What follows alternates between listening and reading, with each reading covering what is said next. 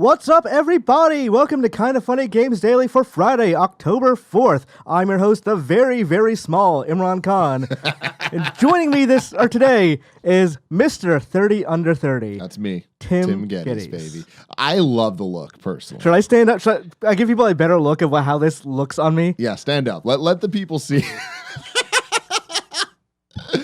For audio listeners, he is in fact wearing Greg Miller's pumpkin suit jacket, and he is just drowning in it. Yes, this is Greg Miller fills it out perfectly, but this is a bed comforter on me, basically. I love the commitment though. It's spooky Halloween month. I totally forgot about it until I walked in and I saw it on the chair. I was like, oh yeah, I did tell Greg to leave it here. Yep. And then I was like, you did this to yourself. Yeah, I did it to myself. I don't know that I regret it yet, but at some point I'm going to need access to my hands. Mm-hmm. We'll worry about that. Yeah. That sounds like a future Imran problem. That's future Imran's problem, yeah. So, if you don't know, today we are looking at today's stories of Red Dead Redemption 2 on PC. Gearbox CEO Randy Pitchford has been exonerated. House of the Dead remakes on the way, and so much more. But we'll get to all of that in a bit. First, a little housekeeping. We're going to thank our Patreon producers, Blackjack and Mohammed. Mm-hmm. And today we're brought to you by Third Love and Quip, but I'll tell you about that later. Mm-hmm. First, we're going to talk... Before you do that, there's the rigmarole. See, this is the first time we've done the show together. You got to do the whole what is Kinda Funny Games Daily. Okay. Do you remember any of this? I don't, because I didn't write it down. So this is Kinda Funny Games Daily. Each and every weekday right here on twitch.tv/kindafunnygames. We get together to talk about all the nerdy video game news that you need to know. You can watch it live on twitch.tv/kindafunnygames at 10 a.m. every day, or you can watch it later, youtube.com/kindafunnygames or roosterteeth.com, or you can get it on podcast services around the globe. Yeah, blah, blah, blah. It's a whole bunch of bullshit. You know I usually put that paragraph in there, and I'm like, no, I've done this enough times. I totally forgot about it. Yeah. We'll get there. I love it. But first, we're going to talk about the news stories of the day. Mm-hmm. And today we have 6 stories. Kevin? Baker's dozen! Sorry, I wasn't ready for that. All right.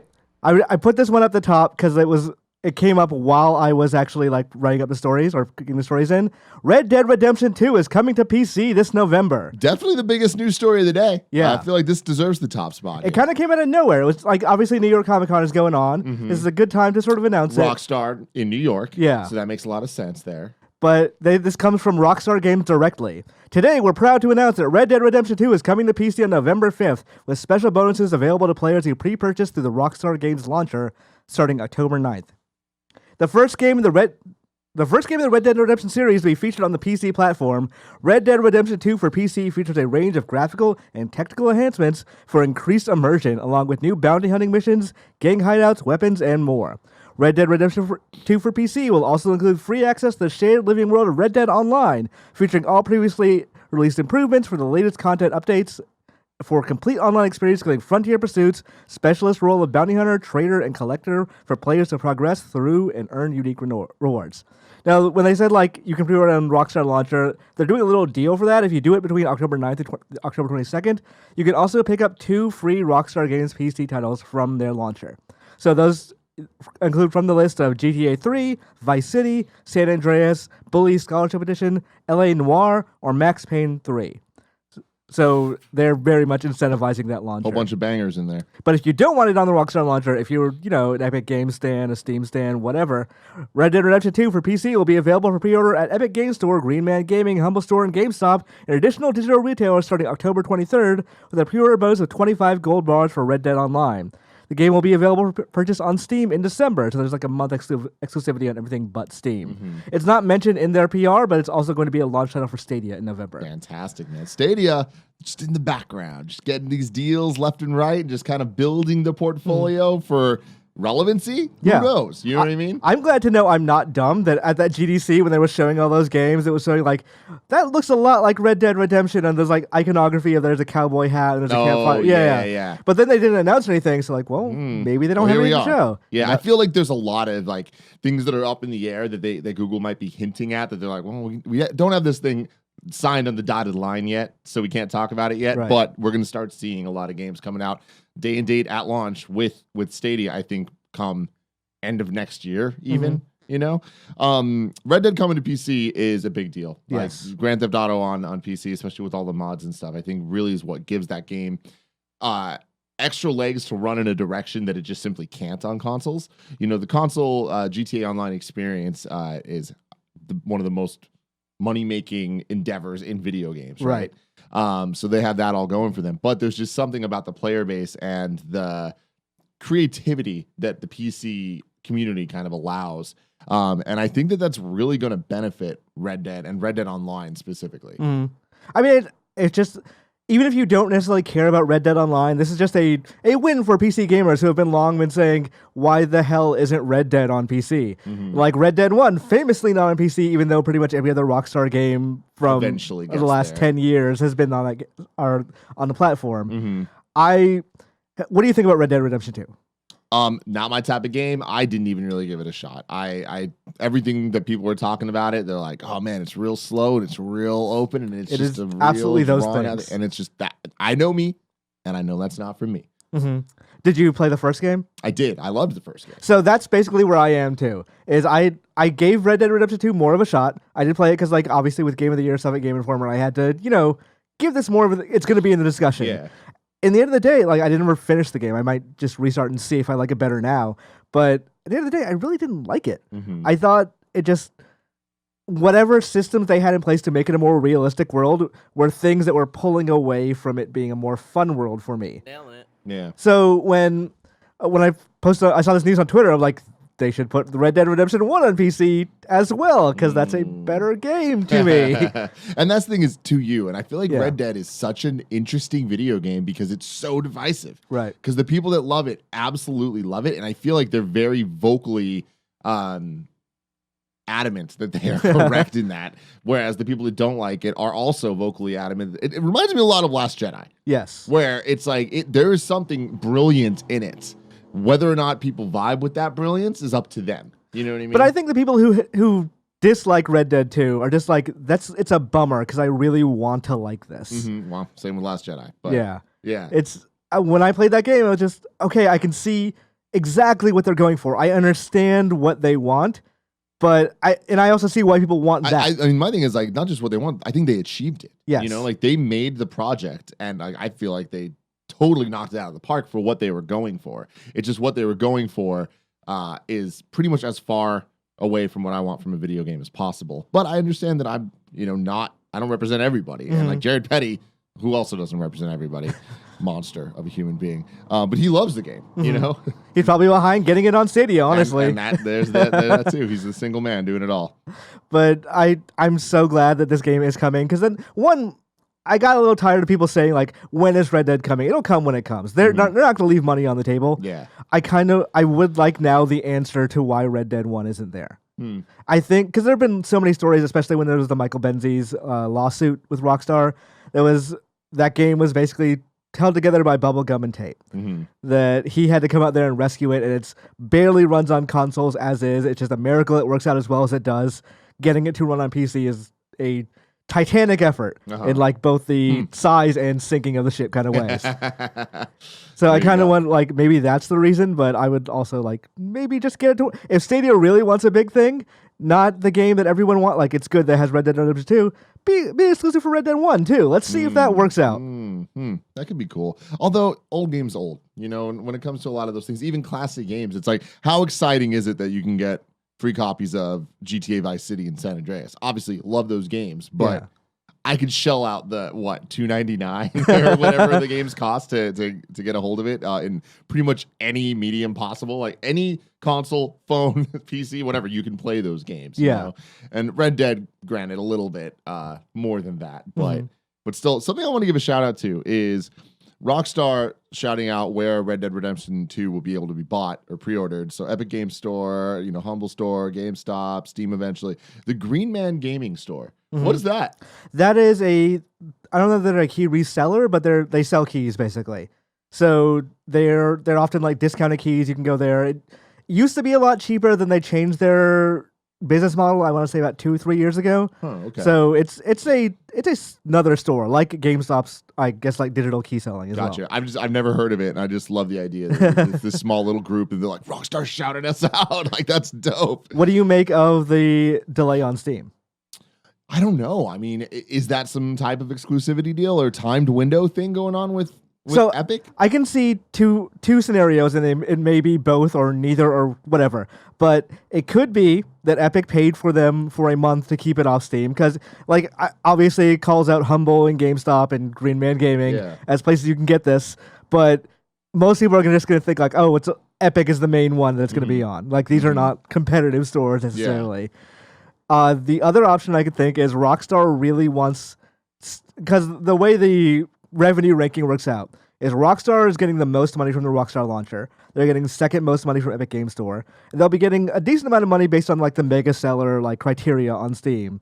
But it's still the least money from any of these stores. Yeah. So maybe they want to incentivize people like use Rockstar launcher first. Yeah. And then maybe use Epic Game Store, but then Steam is like the least place we want you to buy it. I buy it, man. Like you're making a very good point there. Like that's probably what it is over Epic trying to actually like have some deal going on.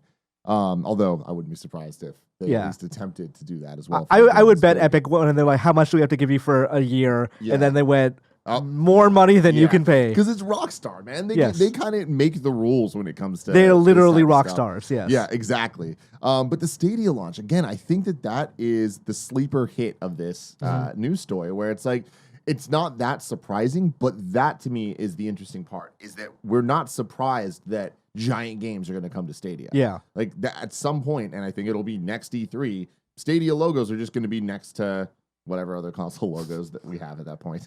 I mean, it was at PS4, like at E3 when we PS5. saw like the big Avengers banner. That was like that was the first time we saw a Stadia logo on something. And I think that's going to be the standard, the norm, and it's going to be weird when a game's not coming. Like there will be news stories written up of, oh, why isn't this coming to Stadia? You know? Right. And I think that Stadia needs as much of that as possible for it to be able to succeed, because it's going to need to work, obviously, but also for people to want to play it and to want to play some of the biggest games on it over other systems. Right. I mean, like, the argument for Stadia actually works out perfectly for Red Dead Redemption. Because let's say you're one of the 100 million people that own GTA 5. You're like, I've heard so much good things about Red Dead Redemption 2. It's Rockstar's next big opus. I don't own a next-gen console. I don't feel like buying one. I don't own a PC that is going to make this game look good.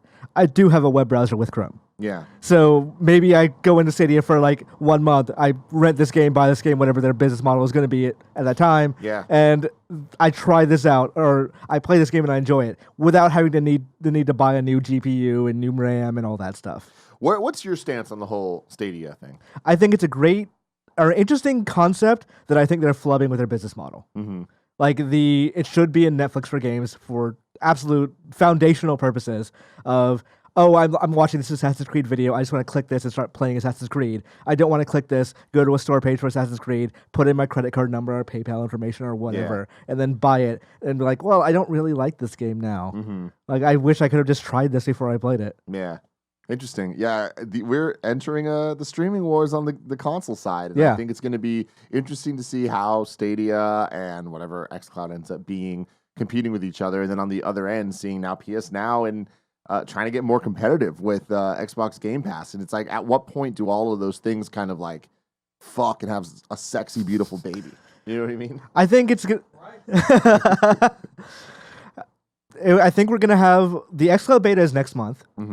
I tried that at E3. I did not like it at all there. I did. Did you? Yeah. So did you play the Gears of War demo? No, I played Halo. Okay, I played Gears of War on a phone, and I couldn't active reload for the life of me. And that was a thing of like, maybe this thing doesn't work out well, but maybe that's just like that one demo, maybe that one time, maybe it just colored my experience. I was playing it with a Xbox controller with like a little holder thing that had a... Yeah, basically what I was doing. Yeah, like, but I think it wasn't a phone. I think it was a mini tablet that I was playing on. And my biggest problem was that everything's too small. Like the HUD just isn't designed for a screen this big. Yeah. You know? So some of that was kind of difficult to see. But otherwise, it was like, it ran more than well enough for me to be having fun and be like, holy shit, I'm playing Halo 5 right now. Like, yeah. The dream for me is a Switch-like device that I just dedicate to being a streaming box for the games that I can't bring with me. Because right now, when I go travel for like gaming stuff or whatever, I have like a little mini like Hori monitor that I like bring with my PS4 because that's what I play or used to play or hook up to a hotel room or whatever. Like that's inconvenient. Yeah. Especially bringing the entire PS4 because that takes up way more room in a small suitcase than you would think. Yeah. But I would love the idea of bringing a tablet that I can like latch on controllers to and just put up somewhere and use that to play whatever game I'm playing right now. Yeah. What's up, Kevin? I was gonna ask, what do you think of the idea of bringing a Chromecast Ultra to a hotel where you can just plug in Ethernet to it? I like that idea. I don't. The HDMI. main worry, and this is what break down on like pretty much every avenue for this for me, is am I gonna have good enough internet wherever I go to make this work? Yeah, that's a real concern. Because like right now I'm playing Dragon Quest. I'm playing it on my Switch. If I'm gonna travel in the next like couple of weeks, I'm just gonna bring my Switch with me, and like I don't need to worry if it's not gonna be able to stream on the hotel internet.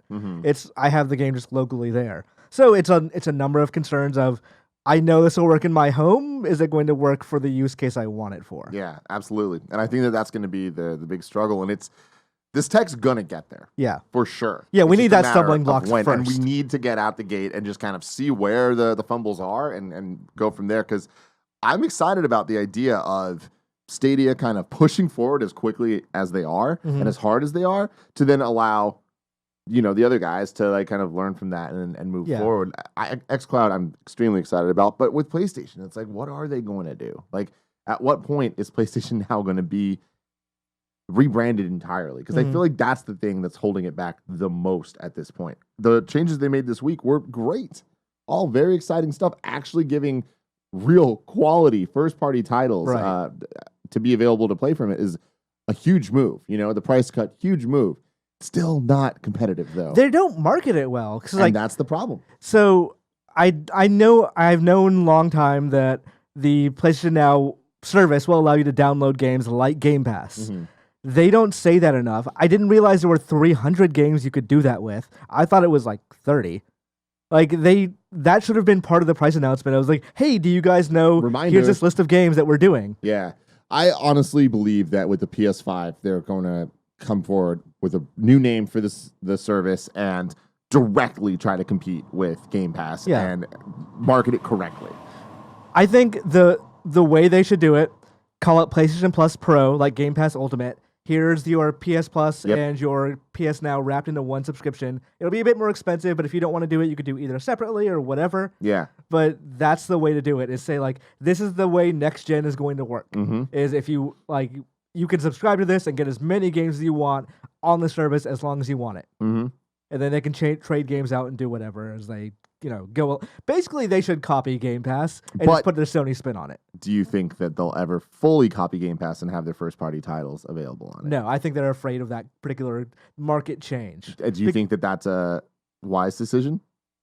We'll see how it goes. Like, I think part of it is I'm really eagerly watching Gears of War 5 to see what the numbers on that breakdown do. Because Microsoft is saying, oh, this is the most successful Gears launch ever.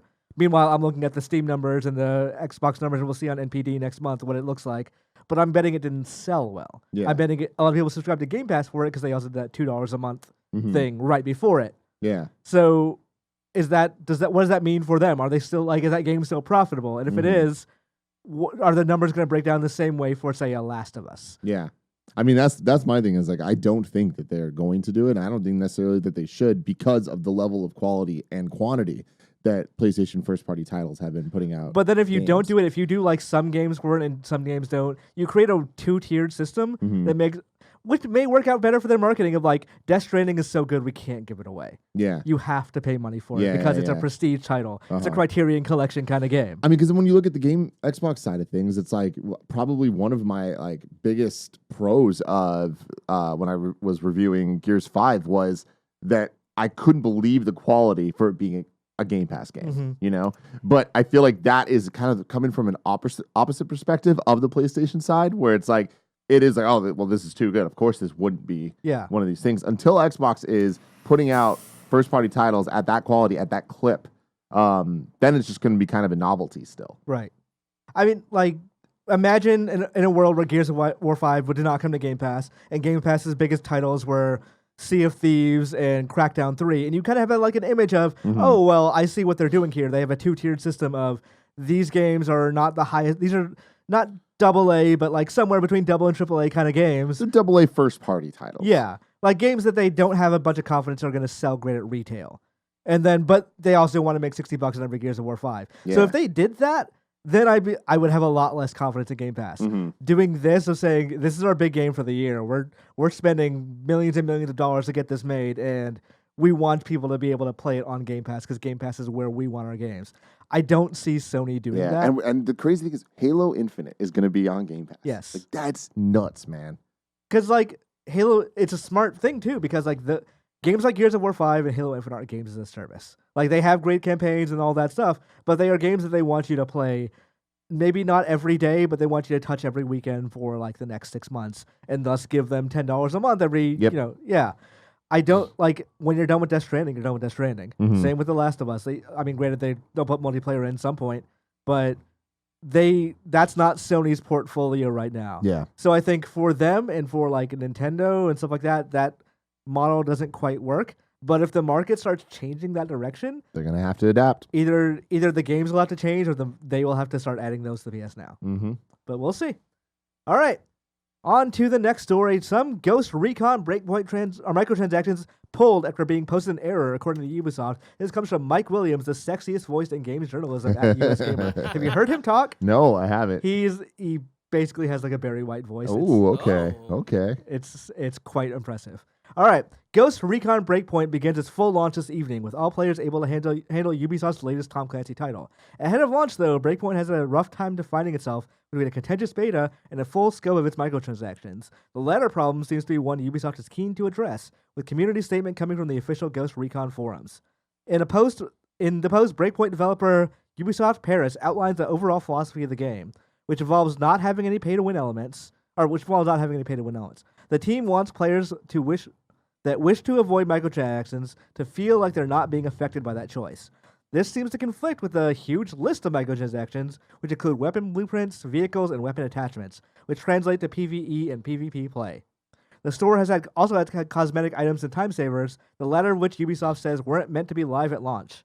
We're aware that during the early access of Tom Clancy's Ghost Recon Breakpoint on October 1st, some time saver items, skill point bundles, XP boosters, part bundles for advanced weapon upgrades were available for purchase for a few hours in the store, but this is not our intention and an error on our behalf. These items are designed as an optional way for players arriving late to the game post-launch to catch up with those who have been playing for a longer time for co-op and challenging endgame experiences.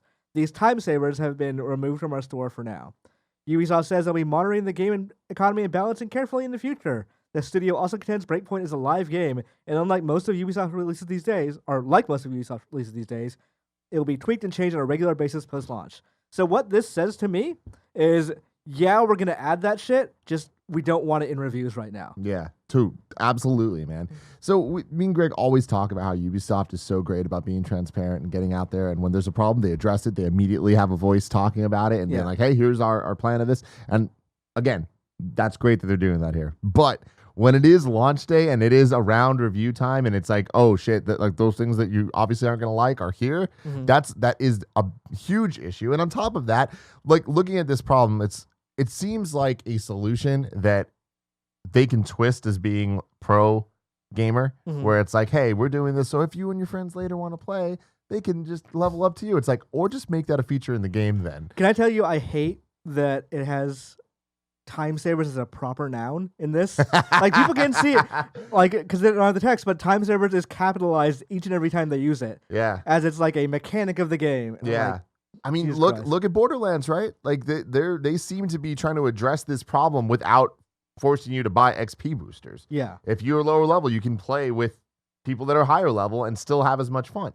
It's becoming a worrying trend. Like, ever since ESA said we're going to label loot boxes on games, everyone's been like, okay, that's cool. Let's add them later after the post-launch, whatever the fervor is, goes away. So, like, Call of Duty theoretically is doing that because somebody, like, data mined some information. Like, but other games have done that in the past, and it kind of seems like the microtransactions here are going in the same thing. Like, when I was looking this morning, I was going to do, like, let's do a Ghost Recon review roundup. There aren't any Ghost Recon reviews yet. There might be some now, but not enough to hit critical mass. But it's weird that the game launches today. There aren't any reviews yet, and they're already saying, like, yeah, don't listen to those people about microtransactions. We're not doing that yet. Maybe later. Yet. Yeah. Dangerous stuff, man. But again, I do applaud them for at least coming out and giving their side of it, right? And then it's on us to look at that and decide, how much we believe of it and how much is just lip service. But yeah, it's like right now, even IGN Ghost Recon Breakpoint review in progress. Yeah, I'm looking at Nanobiologist posted and you're wrong. Kindoffunny.com says you're wrong if you want to correct us. There are a couple of reviews.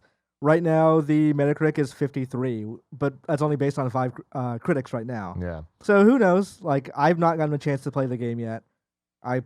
Maybe I'll pick it up this weekend and see how it is. I enjoy Wildlands for what it was. Mm-hmm.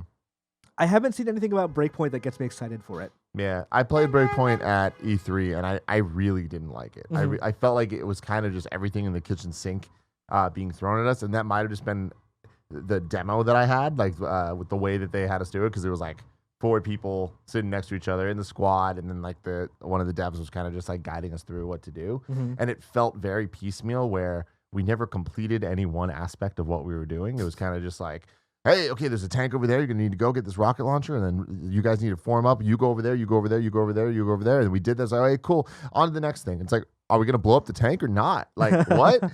And it felt weird, and it felt like they were hiding stuff. Like, it felt like they were not letting us get to the cool parts because the cool parts weren't that cool. Yeah, that's kind of what I've been hearing from the beta stuff. Like Mike alludes to it in the story. People were not super hot in the beta. And they were saying, like, well, this just feels like a kind of boring Wildlands, but not...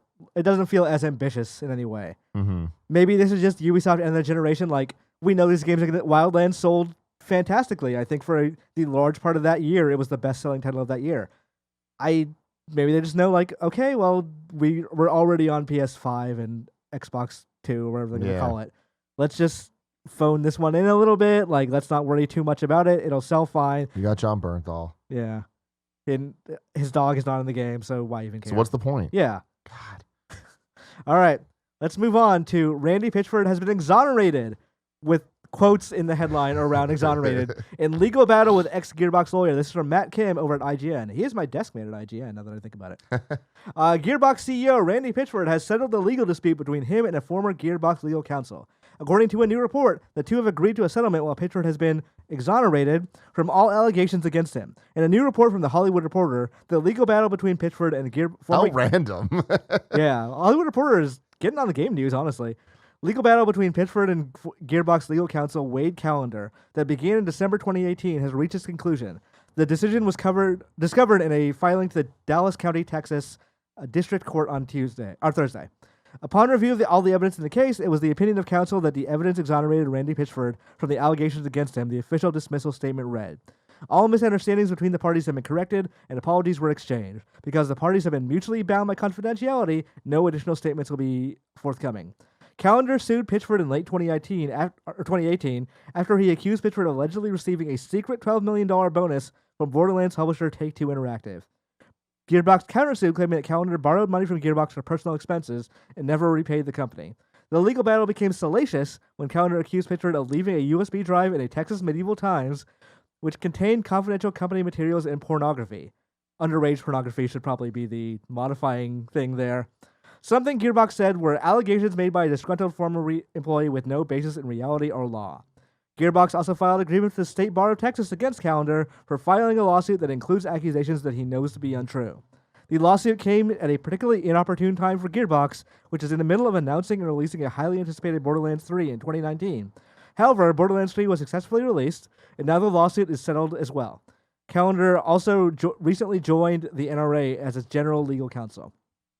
So I don't know if you remember like all the details about the story, but when like I remember it because it was the first week I was back at work this year. I was doing like a VR demo for Oculus way the fucking Redwood City. And my phone was blowing up while I was in VR, and I'm like, I can't deal with this right now, whatever it is. I would open it to see like 15 Slack message of like, did you see this Randy Pitchford thing? What do we talk about like this? How do we report this story? Yeah. It's a weird one, for sure. Like the whole thing with him leaving a thumb drive at Medieval Times with like an underage cam girl. Well, so that was the thing there. Like, was it underage? Because I remember like that was what the headlines were saying, but then that was Callender's allegation. Yeah. So I don't remember the legal term for what this like stage of discovery or whatever accusation is, But when I talked to some lawyers about it, they were saying, yeah, in this part, you exaggerate the fuck out of Yeah. whatever you want. Like, you're saying... Make what it the other sound person- really bad. Yeah. Yeah. Which is why, like, when Gearbox also talked about him, they're like, yeah, he used his money for better abs or whatever. Yeah. So they both basically talk shit about each other to get the judge to, like, pare it down to something reasonable. Yeah. Makes sense. So this has been the lawsuit apparently reflecting a pox on both their houses kind of thing. Of this didn't work out for both of them. So they just settled it and been done with it. Exonerated is a word that I feel... This is weird. It's in quotes for a reason here. They use it in the dismissal statement, but Randy Pitchford, I don't know. He should stay out of Gearbox PR stuff forever. Forever. It's Yes. At this point, I don't understand how they could have him, or not just have him, let him continue to do the things he does and say the things that he does, because it feels like it's so not congruent with their vision and the way that they speak. You know what I Right. mean? The way that their PR handles things, the way that even like their developers handle things, the content team, like all that stuff. It's so out of left field where it's kind of just like it feels. I can feel the cringe of a lot of the people when he starts to talk. Yeah, I mean, like, after the Game Informer blow up, like, there are people who at Gearbox who DM me like, yeah, we're kind of embarrassed about all of this. And, like, 2K and all that too. Like, I think it's a thing of if anybody could leak Randy Pitchford, they would. And even though, like, this thing went away, if he continues to talk, it'll be like that. I guess I never really told the full story about the Game Informer blow up. Like, this is a thing of like when Paul Sage was screwed by Randy Pitchford's comments, because what ended up happening is we all went to that Game Informer, or not the Gearbox Borderlands 3 reveal event. And I remember, I don't think you were there, but it was like Greg, Andrew, and Fran. Yeah. And I had an interview with Paul Sage. I asked him directly, like, hey, you said Randy Pitchford said on stage there was no microtransactions. I saw in the game there's all these demos that are going to be like for sale. What do you think? It's like, okay, well, yeah, those will be for sale. That's DLC. I was like, well, okay, I'll just write that down and do whatever. And I didn't end up using it in the story because it wasn't interesting. Game has microtransactions, not an interesting story. Yeah. But then Randy Pitchford gets on stage for the actual stream and again says, Like, no microtransactions at all. So Elise Favis was all like, I think I was in a Nintendo meeting for Cadence of Hyrule at the moment. So she was writing up the news and the tweets, and I said, hey, Elise, he said that on a stream. There are actually microtransactions. Here's the quote from the transcription. Put it in the story and like you do a tweet about it as well. So she does that. I go into my meeting. Another situation where my phone is blowing up the entire meeting, and I'm kind of looking down on it while like Treehouse people are there, and like, I might have to go walk out and deal with something real quick. By the time I walk out, Andy McNamara is saying like, yeah, I'm dealing with it. Don't do anything, please. Yeah. So for the rest of the day, it's him talking to Randy Pitchford, who is yelling at us about us lying, and like I think the explicit line was, "How could you guys fuck me on this?" or something like that. I think the specific line was, "How could you guys fuck me?" It's a Game Informer. Yeah, All right. like to the account directly, and like, meanwhile, Elise is having like a slow breakdown. I feel like now you can say that to Game Informer too. You know what I mean? Too soon. They do good work. I'll just say that like that Sports Illustrated thing gives me like pause of like them losing half their staff yesterday. But I will say that when that happened, it very much like there was a feeling of they need to shut this guy the fuck up. Of like, just not even a Game Informer, just everywhere. Of why is he getting directly involved with a thing that he's super wrong about? Yeah. But two, even if he wasn't wrong about it, why would you have the CEO of your company go out on Twitter and start fighting with an outlet over it? Yeah. You know, it's such a weird place we're at with social media, where everybody is entitled to their voice and their opinions and being able to say things, and like, this doesn't represent the company. But what if it does then? And it doesn't matter when you're the CEO. Yeah. And I feel like that's the thing, is that when we've been reporting on this story the last couple months, it's like, it seems like there's so much that we don't know, obviously. And at the end of the day, it's like these are two guys that used to be friends that shit went bad between, and they are now dealing with that, and it unfortunately has to be very public. Yeah. And a lot of shit being thrown both ways, right? But then all of this adds, when there's these stories plus that story plus God knows how many other stories, it's like all of a sudden it's like people are looking at him waiting for him to say something stupid and then to jump on it, right? But then when they don't need to wait because he just keeps doing it, like that's the part that is scary for the teams that have to deal with that, right? Yeah. They still have Borderlands content to roll out. Yeah. And like the question, if I worked at Gearbox, on my mind would be, please, for the love of God, do not let Randy get involved with any of the future things. Yeah. And I don't think that they have the power to do that. I think if whether 2K or not they could, wanted to. If Take-Two could stop him, they would. I think bet so that's as written well. to the contracts in Yep. Borderlands 4 for like, yeah, you can't talk about this game. Like, if someone asks you a question, walk away. Yeah. Oh, man. All right, moving on. Departing ArenaNet president was working on potential Guild Wars sequel. This is from Steven Totilo at Kotaku. In a heartfelt message on ArenaNet's webpage this afternoon, its president Mike O'Brien announced that after 19 years, he's leaving the company he co-founded. He noted that he'd been working on a new project at ArenaNet, but was now going to start a new studio with some friends. The time has come for me to take a step back, he said, expressing the desire to work on something smaller scale. I'm going to skip a little bit ahead because this is a longer thing that goes over like what he was working on. He was working on Guild Wars 2 previously. But O'Brien didn't say what projects he'd been working on for the past 2 years. He did note that he already had something new lined up. Next week, I'll join some of my old friends in forming a new studio. We'll go back to the beginning and make small games again. Kotaku's understanding, via our source, is that while O'Brien will be working with other departing ArenaNet developers who had recently been working on technology for a potential future Guild Wars project, developers are not taking what they made with them. So basically, ArenaNet has been having some like issues over the last couple of years. About 15 years ago, they were bought by NCSoft, and then they did this big thing with Guild Wars 2 where they're not going to do a subscription model. They're going to just sell expansions and kind of survive off that. And about 2-3 years ago, NCSoft said, this model isn't working. And since then, they haven't done anything. So it kind of feels to me like Kotaku saying, again, part of this news is that the founder is leaving with a bunch of people from that company. Yeah. But Kotaku saying they were working on something new, something next. It sounds like it wasn't going well. Yeah. Yeah. I mean, I wonder what's going to come from this. Are they going to take the team and kind of like branch off, start some new stuff, and then continue working on a version of the project that they were working on there? Like, was it not working for them, or was it not working for the bottom line? Yeah. And it's another question of like, is this Guild Wars 3 that they were working on, or like by Guild Wars project did they mean we're making a Guild Wars fighting game now, or a Guild Wars RTS, and if so, like that makes sense for an indie developer to go off and do. Yeah. But you can't really launch an MMO from the garage. Spare bedroom. Yeah.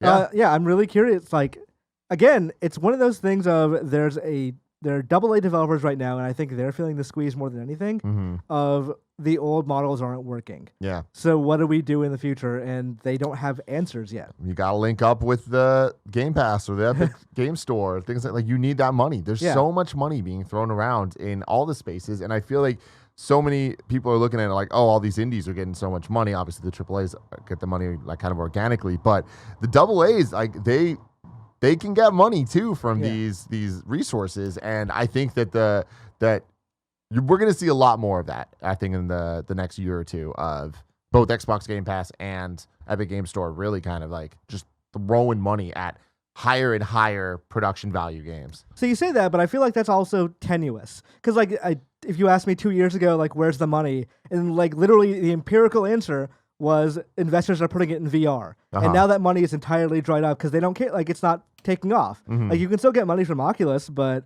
that's one company, and like maybe Sony will toss some BSVR projects your way. Yeah. But there's no permanent answer, and I think that's scary. That's for a lot true, of but I developers. think the difference is there's inherent money in subscription services, and in like there's just a lot more money coming in with the way that like Epic Game Store is set up, right? Where it's just like the way that things are being split.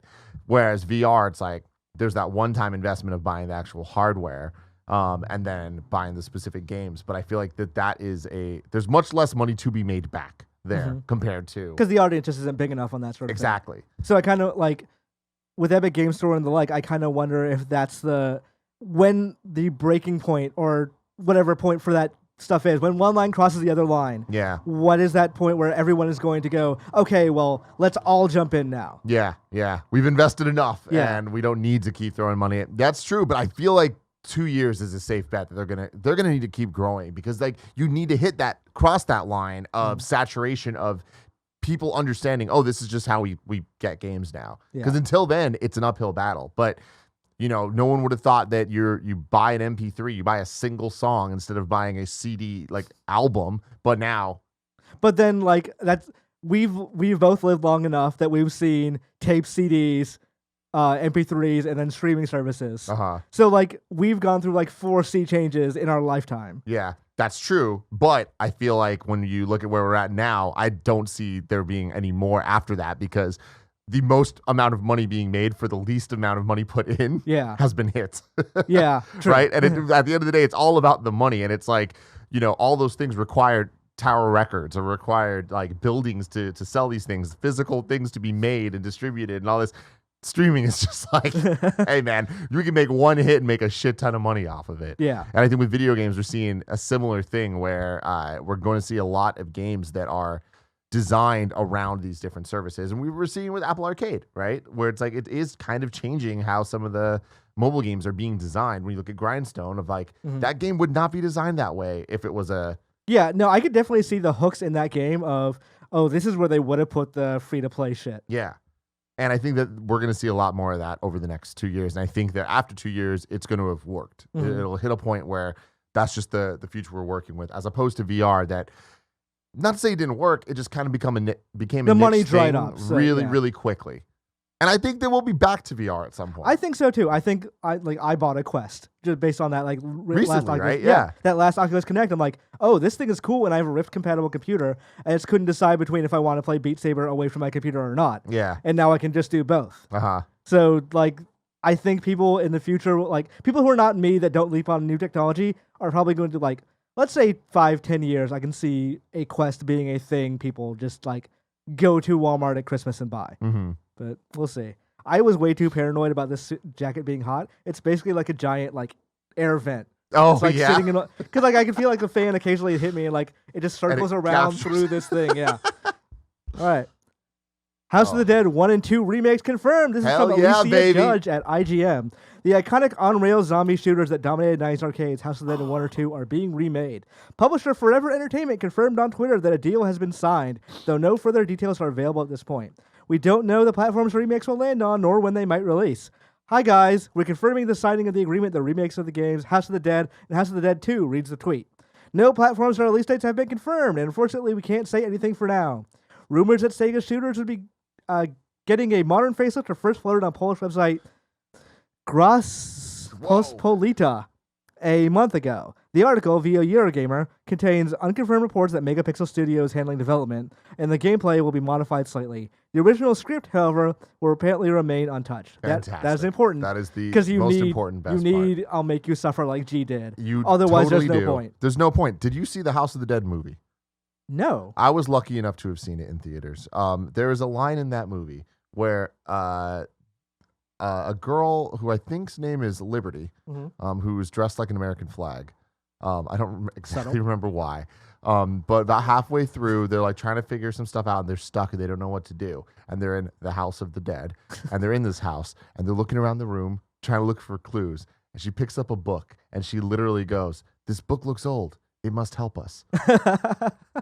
They open the book, and then it tells them what to do. And I'm like, what the fuck? And it was played totally seriously. Like, that was not a joke. It was not a parody. And I fell in love with it. It's like that line from very, Deadpool, very like, you might moment. want to talk to that guy, he might move the plot along. Yeah. Oh, my God. It's ridiculous. But besides the movie, I love this, man. I love on-rail shooters. Like, they hold such a special place in my heart. Where's Time Crisis at? You know what I mean? Yeah. I'd love a There's- collection of that. I went to a barcade recently that had a Time Crisis cabinet. I'm like, fuck. There's nothing like that physical recoil of feeling like these games. And I think that, speaking of VR in the last story, like VR is the perfect home for these type of things. I was going to ask, how do you think these games are going to have a modern facelift? Like, are you going to play it with a... I don't gyro know. controls? Like, that's the weird part of this is like, I can't imagine it not being VR. Because like VR has kind of the triggers there. What are you going to hold the control? I don't know. Unless they sell peripherals, but that doesn't sound like a Like, you wise can use a investment. Switch Joy-Con, maybe? Like, Yeah. for like a Wiimote Yeah, I kind guess of you thing. could do that. I don't know. That's very weird to me. But I loved the Until Dawn. I forget the name of it, but the Rush of Blood. Rush of Blood. Yeah. Loved that shit because to me that's what VR games can be. Just fun experiences where like you're in a thing and you're just shooting at stuff. That's fun. And I think they did a really good job with it. They could have done a better job with it, but I would give that game like a solid 8. Right. Where it's like, it's not perfect, but like it's a lot of damn fun. They committed to a vision. And I love seeing these games come back. I want to play this. It's like one thing that does give me pause is the publishers Forever Entertainment. They're behind the recent Panzer Dragoon remakes. Mm-hmm. I've heard not great things about Yeah. how those are shaping up, but maybe by the time they do release, they'll be fine. But they also did Fear Effects Sedna, which is part of the Square Enix collective kind of game, like indie developers taking Square Enix licenses and make that game sucked. That game was bad. So hopefully they're not. Hopefully they're better than a reputation by this point. That's true, but at the end of the day, it's House of the Dead 1 and 2. Yeah. Like, you can't really fuck this up. You gotta Yeah. hope. We'll see how. They're so simple. Yeah, that's true. But As long as, like they said, the script remains untouched, which is the most important thing. yeah. I really liked House of the Dead Overkill. I know a lot of people haven't, like the Wii version, basically. Yes. Yeah. Dude, Like the Grindhouse style thing. Like that was super good. it was cool, man. The Wii, for all of its faults, I like that they doubled down on these type of light gun shooter games. Like even the Resident Evil games that they put out. I think there was 2 of them. Mhm. Umbrella Chronicles. Umbrella- Yes. yeah. Yeah. Those were fun. They were cool. Yeah. I like shooting things. Yeah. We had a lot of decent light gun shooters. I was talking about this with a friend the other day. They were saying Switch is the best Nintendo console because like has third parties, indies, whatever. And like quantitatively, they're probably right. Uh-huh. I feel like the Wii had the most weird games. It had the most weird games for sure. And I kind of miss that. Yeah. I had enough of them. You know what I mean? Mm-hmm. For every Boom Blocks, there was something I didn't like. I can't think of anything right now, but I'm sure Jared Petty could fucking have a list of 100 of them. But yeah, I love and respect the Wii for what it did and for the games and times that I had with it. Right. But I could put that behind us. You know what I mean? You know what I don't want to put behind us though is Point Blank. Where's Point Blank? I brought this up so many goddamn times on the show. I want a Point Blank remake. You remember Point Blank? I remember Point Blank. Hell yeah, you do. I want That's new why I like Virtua you. Cop. Yeah. Oh yeah. Like, why not? yeah. Kevin, Silent Scope. Exactly. I really want someone. I mean, I want it to be PlayStation, but I want someone to make it's a VR game where you walk in and it's an arcade and you go up to the booth and like it takes over everything and then it's those classic games that we love so much. That'd be cool. For Yeah. those, like, A lot of peripheral licenses games. there, but that'd be cool. Sure. But a lot of That exists. I'm pretty sure. Does it? You're talking about like a VR game where you walk in as if it was an arcade. Yeah. And it has all the games, just like cabinets are there. Yeah. And you just go in and like you put. But Yeah. all these like giant peripheral games that like Oh, like that. we're no. not seeing anywhere. So like Time it's basically Crisis. it's basically just exists like Centipede and games like that. Like Mm. it's not exactly the. Yeah, no, that sucks. Those Not games, like a I mean, Cruising like, those USA. games are cool and stuff, but like we've got those versions of games on every platform in multiple things, right? Right. Yeah. Yeah. VR just fits like on games so well. Yeah. All right. This is one final story, and I'm adding this because we're hosting together, Tim. Hell yeah, I love it. All right. This is Nintendo hiring for new 2D and 3D games at Tokyo Studio, and this is from me because I noticed it last night and I hadn't seen a news story about So it yet. please explain that a little bit. The news source is you. Yes. How? I occasionally look at. I have alerts for new recruitment listings on Nintendo websites and also other game studios as well. Just because it's a news thing to find that out. I never turn those alerts off. So I got an alert last night that they had added new recruitment pages. Job listings have gone out for Nintendo's Tokyo Studio for new 2D and 3D games with the recruitment ads using Mario imagery. I added as a note here, the 35th Mario anniversary is next year. Hell yes. Now, I will say that Nintendo doesn't do a good job of celebrating its anniversaries. 25th Mario, they did pretty Was it 25th or was it 20th when they did that? Oh, no, I guess it it would was have been 25th. 25th because Yeah, they it did was the Wii 25th. collection. They did the horrible Wii collection. Yeah, Yes. we're like, hey, we're going to take a ROM of Super Mario All-Stars and just put it into a box. Yeah, but it was also for like the a Wii. very rare game for some reason. Yeah. So like whatever they did that, and then for Zelda's anniversary, they kind of made a big deal out of it, but didn't really do anything. And 30th was Mario Maker, and they ended E3 with that big Mario celebration Uh-huh. video that was like Yeah. really weird of like people like talking about how much they loved Mario. It's just weird. It's weird. I feel like they can mention it and talk about it, but like there's never like a big like, oh well, this game comes with this. Like, I this think is- they're this gonna is do the that this year. exciting- I think this year they're gonna. I would love that. I mean, we're at an interesting place with the Switch where it's been out long enough that the library is now very deep when Yes. you look at original Switch titles plus all the Wii U ports. And I feel like the Wii U ports are kind of the thing that muddies the waters a bit when it comes to what is the trajectory and plan for Mario games. Because we on the Switch have already seen a 3D game, a 2D game, Mario Maker, like a lot of the kind of verticals of Mario games are already represented. Mhm. At what point does that cycle restart? You know, the one type of Mario game that we haven't seen yet is the isometric 3D World, 3D Land style. We're gonna get that. We're gonna get 3D World from Wii U. It's one of the last remaining Wii U titles to get ported. We Right. have Pikmin and we have Mario 3D World, right? And at this Well, most point, of my wish list has already been granted. I like those two games are also like the last remaining ones. well, for me though, Mario 3D World is fantastic. Yes. I love that game, and I feel like it'd be so good on Switch. It's gonna happen. I wouldn't be surprised if it happened in January. In the same way that this year started off with New Super Mario Bros. U. yeah. But new 2D games, new 3D games, very exciting stuff to me. You got to imagine that we're getting a Odyssey 2. I would assume so. Like they got real quiet after Odyssey, even though they went like hard on Breath of the Wild DLC. Yeah. Odyssey is like it's ripe for new worlds. And I'm kind of shocked that we never even got a world. I kind of suspect they're doing the same thing they're doing with Breath of the Wild 2. If they're going to come out and say like we had a bunch of ideas and it would turn out to be so many ideas we just had to make Just a new like game. Galaxy, right? Yeah. Like Galaxy 1, and we got Galaxy 2. Speaking of Galaxy, I'd love to see Galaxy 1 and 2 Remastered. ported over. Yeah. That'd be fucking fantastic. And I think we're going to see it one day. Sunshine getting a port, I think, is a little less likely. It's less likely. I could see it one day getting a remake because it's such a bastard child of the three. Like it's. I don't want to go so far as to say it's a good game. It's a fine game. I would say it's a good game. It's just compared to Mario games, it's a bad Mario. It's the most unpolished 3D Mario, I'd say. Absolutely. For sure. Yeah. But I could definitely see it one day like getting we've touched this up Ocarina of Time 3D style. Yeah. That's really all that it needs. It's just a little tweaks here and there. Yeah.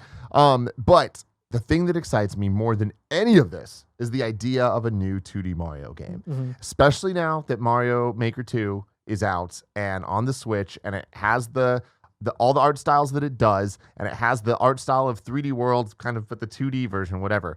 This more than ever makes me believe that the next 2D Mario game we get is going to be an original art style that is not the new Super Mario Bros. Style. I'm hoping they go back to the originality and the creativity that they had from Mario 1 to 2 to 3 to World to 64 to Yoshi's Island, all that, where every game had its own unique vibe and unique feel. I feel like that's what made Mario games so special. When you look at the last 10 years of 2D Mario games, it's kind of hard to remember the differences between New Super Mario Bros. DS versus New Super Mario Bros. Wii versus U versus, you know what I mean? I will say as somebody that I actually really loved you, but that game's too. art style holds it back. Absolutely. And we see hints of brilliance with the Starry Night level, Yeah. right? And whenever you see that, though, it makes you feel like, where the fuck is this the rest of the game? And like you look at Mario Maker 2 and like the nighttime Yep. Mario 3 levels and like, oh, this music is really nice. Like Yep. this air, like even for an old NES looking game, this looks amazing.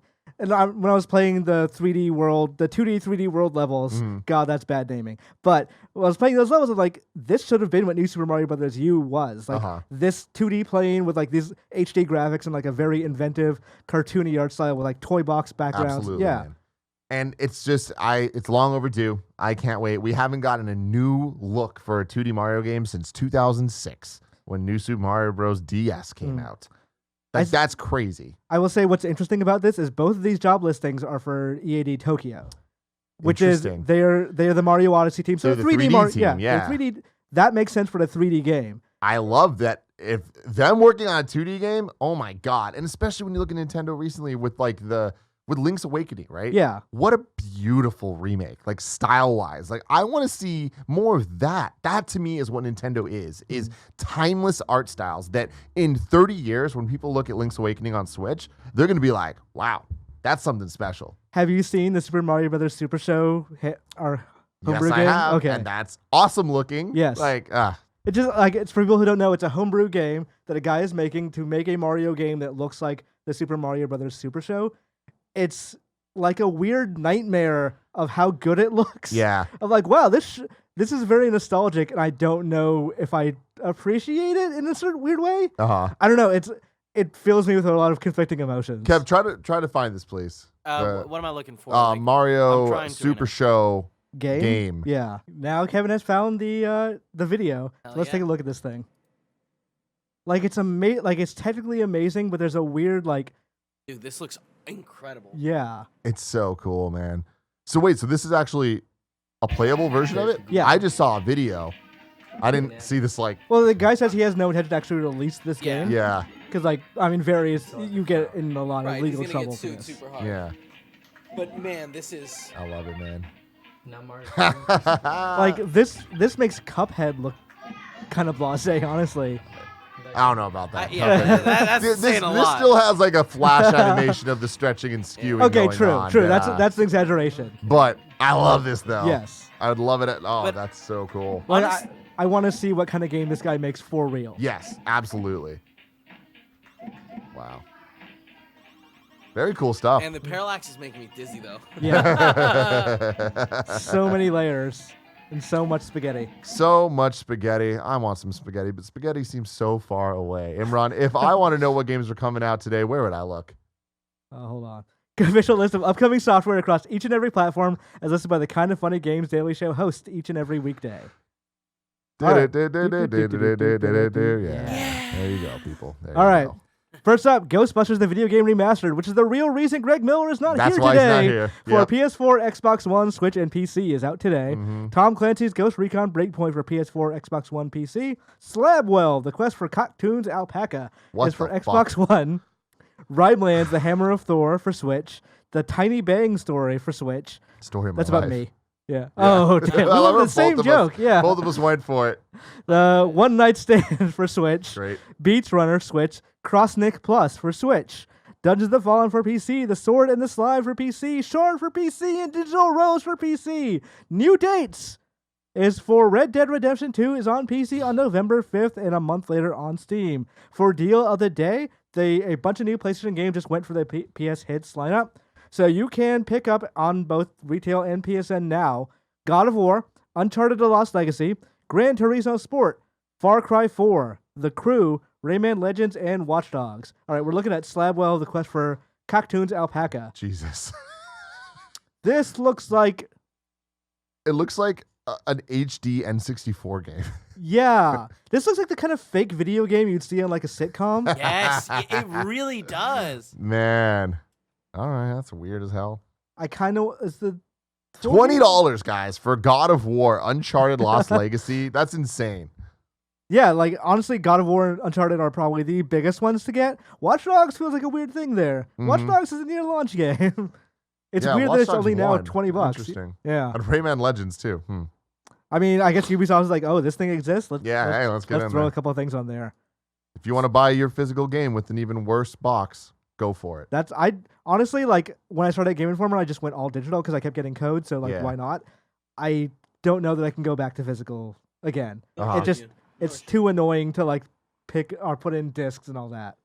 Life's hard, man. Yeah. I'm going to tell you that much.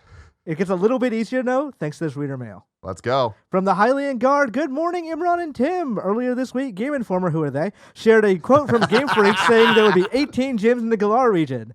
They then clarified there would only be 8 gyms, that players would challenge the other 10, served more as set dressing and in-game explanation for why folks would change between versions of the game. I personally don't think we will see more than 10 or 12 of these different gyms between Sword and Shield alone. Do you think this might mean that Game Freak might be planning their 3rd gym for the Galar region, or Sword and Shield might are version 2, where you might eventually see all 18 of these gyms over the course of these Gen 8 games?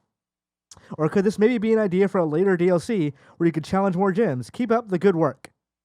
Interesting stuff, right? Mhm. When I first saw this, I saw like kind of I've been trying to stay out of the Pokemon kind of hype cycle. Yeah. Where I'm going to play the game when it comes. I'm going to be ready for it. I don't need to know every single thing. I kind of want the sense of discovery. They definitely showed way too much last time. Because I feel like I saw the they entire always game. do. I feel like Yeah. with the last like 4 generations, they just won't stop talking about stuff, Yeah. right? I would love to be surprised by the Pokemon. Like, Totally. to see a Pokemon in the game that, like, when the random battle starts, I'm like, oh, I have no idea what that is. I wonder what type it is. I wonder what it's like. That to me was what made Ruby and Sapphire Gen 3 special I was put that 600 hours in the game. was they were just like, you know what? We're bouncing A like lot of time. you're familiar school. with these 251 Pokemon, right? Yeah. And also the Game Boy Advance made it so damn easy. Yeah.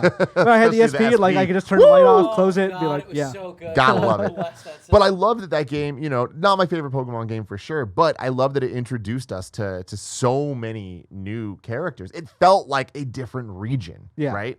Then you keep going, games are great, but I feel like Gen 5 again had the black and white. It had that moment of like, oh, who are these things? But the problem with black and white is I feel like it was a bit more derivative of, oh, that's just this version's Pidgey. That's just this version, you know what I mean? It was, but like I liked that it limited you to that. So Uh-huh. like I didn't have to go see a Pidgey and then see this version Pidgey. True. I just had this one thing.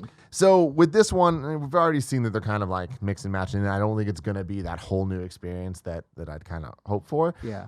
But I'm trying to limit my my eyes on this until we get our hands on a game in a month. Yeah. It's coming so soon. It's very soon. But when I saw this tweet about the gyms, I got so excited.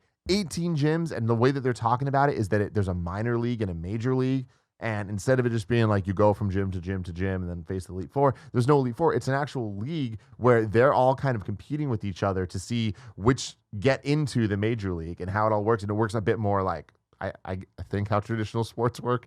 Don't quote me on that. But that's cool to me. Like that sounds like super fun, especially what we've seen of the arenas and stuff. But the original kind of tweet was talking about there being 18 gyms in each game. Yeah. And Then that led Game you to Freak believe had it's to, like- playable. yeah. It's like there are 18, but you can't play them. I'm not mad about that.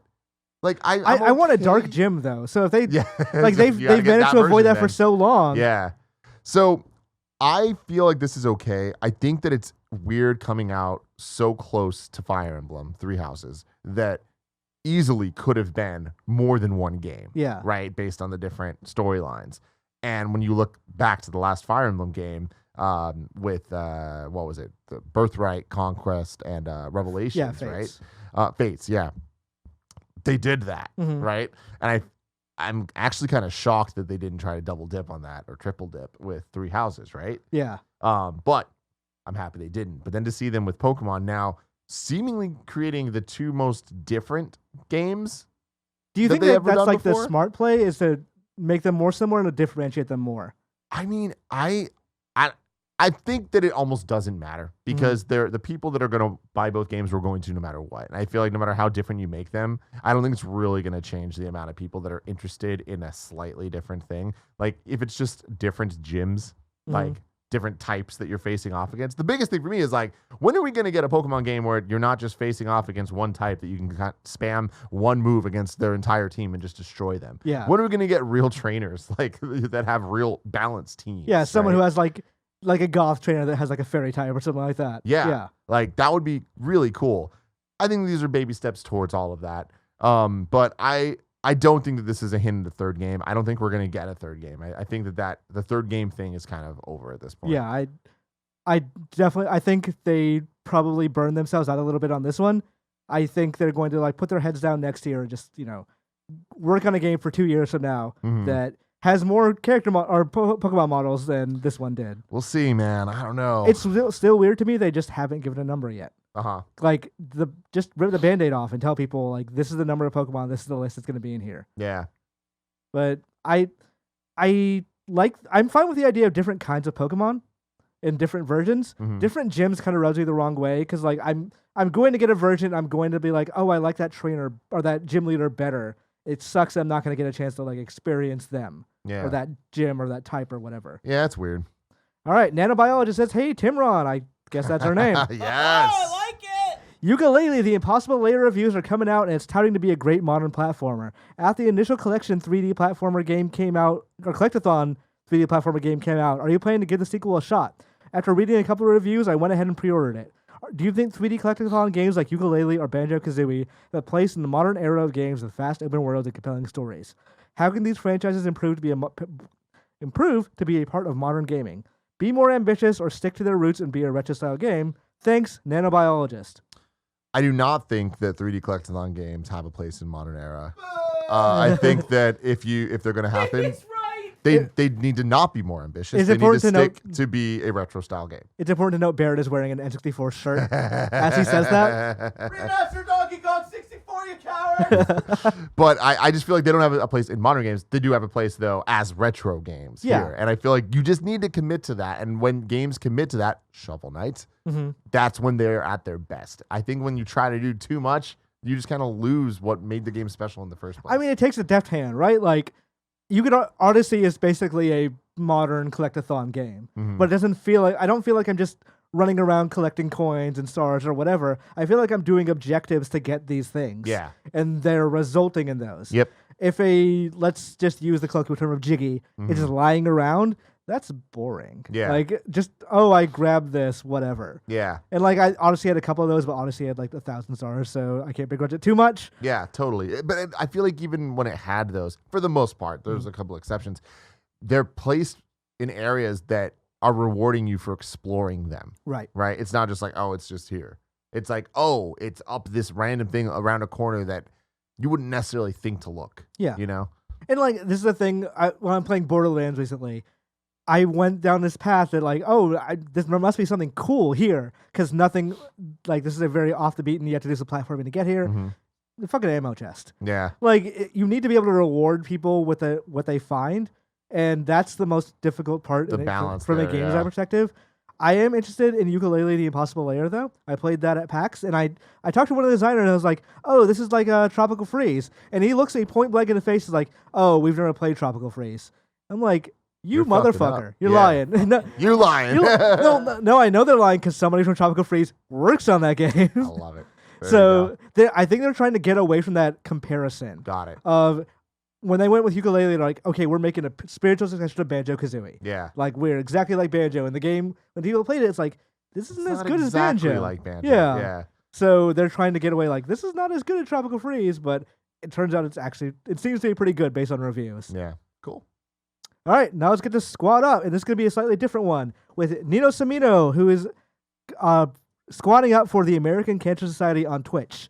The American Cancer Society is hosting a 24-hour charity stream tomorrow from 10 a.m. until 10 a.m. Sunday. We are Live stream. live streaming. He wrote love, but that We're works live too. streaming. Honestly, I like the buzzword, the branding on that.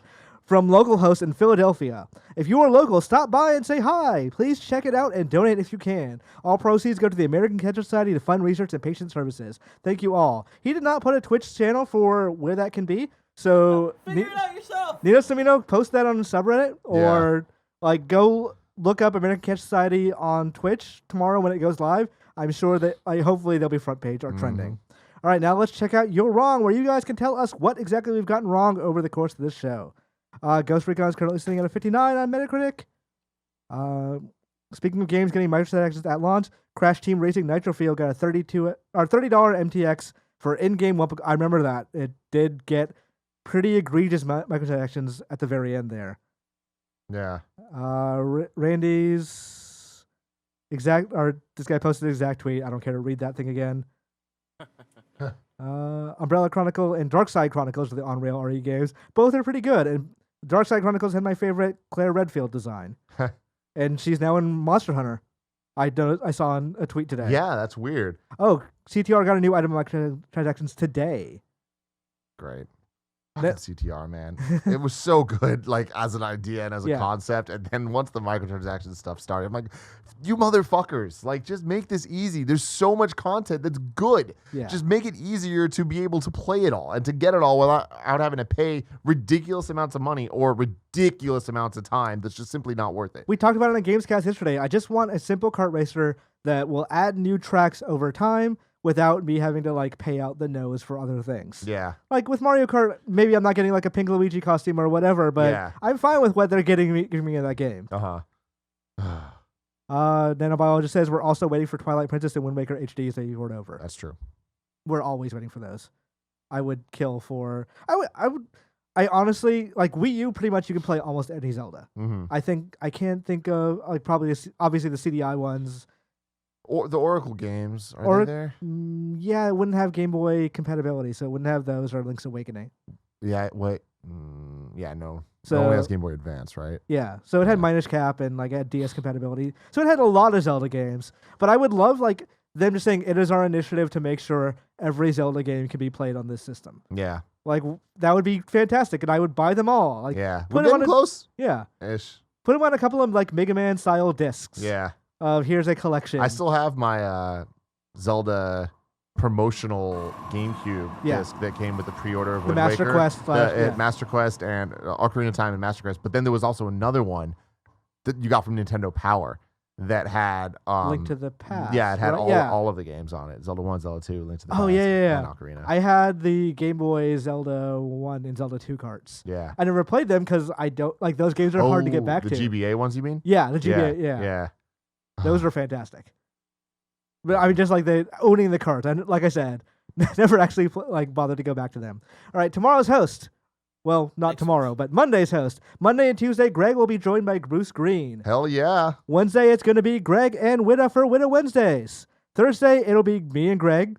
Friday, it'll be Greg and Mr. 30 Under 30 right here, Tim Gettys. That's me, baby. And Gamescast next week will be me, Greg, Fran, and you, Tim. Mm-hmm. It's going to be fun. All right.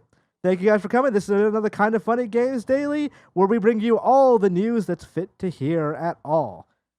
All right. We'll see you guys next week. Thank you guys for coming. Adios. Adios.